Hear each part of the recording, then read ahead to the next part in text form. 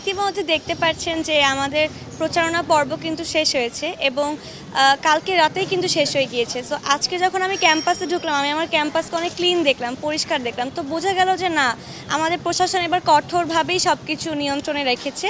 আর কালকে যেহেতু ডাকসু একটা উৎসবমুখর পরিবেশ আছে এখনও শিক্ষার্থীদের মধ্যে বিদ্যমান, সকলেই খুব এক্সাইটেড যে না, কালকে ভোট দিতে যাবে এবং কালকে আশাবাদী সবাই যে এবার ভালো কিছু হবে। নিরাপত্তার দিক থেকে আমরা বলবো শিক্ষার্থী হিসেবে যথেষ্ট নিরাপত্তা পাচ্ছি। আমার মনে হয় আজকে থেকে বহিরাগতরাও ঢাকা বিশ্ববিদ্যালয়ে আসতে পারবে না। তো সেই দিক থেকে ঠিকঠাক সব কিছু। কালকে যেন সব কিছু ঠিকঠাক মতো হয় এইটুকুই বলার আছে। মানে কালকে যেন সবাই আমরা সঠিক সময়ে এসে ভোটটা দিতে পারি এবং কোনো প্রকারের যেন বিশৃঙ্খলা না হয়, এইটুকুই প্রশাসনের কাছে দাবি বা চাওয়া। আমার মনে হচ্ছে যদি এই ঢাকা ইউনিভার্সিটি আমাদেরকে যদি বন্ধটা দিত তো সবাই চলে যেত এবং ভোটটা আসলে সংখ্যা কমে যেত।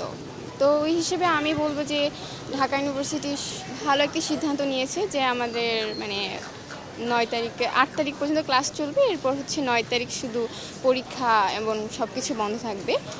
তো এক্ষেত্রে ভালো হয়েছে যে সবাই ভোট দিতে পারবে, ভোটে অংশগ্রহণ করতে পারবে, যারা হলে আছে তারাও ভোটে অংশগ্রহণ করতে পারবে।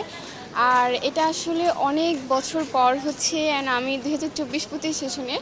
সো আমি বলবো এটা আমার মধ্যে অনেক বেশি উৎসাহ কাজ করছে যে আসলে ডাকসুটা যে এতটা ইম্পর্টেন্ট, মানে এত কাজ যে আসলে আমাদের মানে করা উচিত, বা আমাদের মানে ঢাকা বিশ্ববিদ্যালয়ের জন্য এগুলো আসলে কার্যক্রমগুলো আমাদের জন্য খুবই দরকার। কিছু কিছু কার্যক্রম আছে যেগুলো ধরেন আমাদের ব্যক্তিগত বা ডিপার্টমেন্টগত বা অন্য অন্য কোনো ক্ষেত্রে হচ্ছে কি আপনার এগুলো উন্নয়ন করা দরকার। আমি তো সব কিছু অনেক পজিটিভ দেখছি, মানে সবাই খুব এক্সাইটেড এই 9 তারিখের জন্য।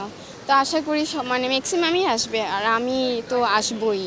নারী শিক্ষার্থী তো আসবেই, কারণ হচ্ছে ম্যাক্সিমামই এখন সবাই বড় হয়েছি, নিজেদের ভালো বুঝার মানে ক্ষমতা আছে। সো আমরা আমাদের পছন্দের প্রার্থীকে তো ভোট দিব। সেক্ষেত্রে নারীদেরও আমি দেখেছি, মানে আমার ডিপার্টমেন্টগত দেখেছি সবাই খুব এক্সাইটেড অ্যান্ড দিবে অবশ্যই। আর যেটা অনাবাসিকের কথা বলেছি, অনাবাসিক কথা আমি কীভাবে বলবো আমি বুঝতে পারছি না, বাট আমার মনে হয় তারাও আসবে। যেমন আমিও অনাবাসিক, কিন্তু আমি খুব এক্সাইটেড, আমিও আসবো।